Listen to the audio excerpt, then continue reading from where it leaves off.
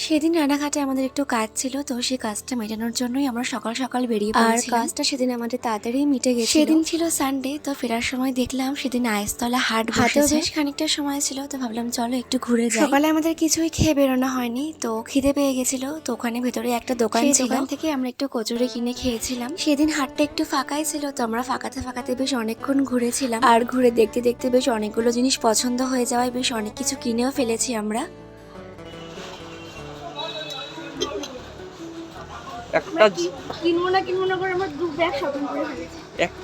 একটা জিনিস কিনতে এসে এইটা ভর্তি, দেখো এটাতে আর জায়গা নেই, আবার এই হেলমেটের তলে আছে, ডিকির মধ্যে আছে।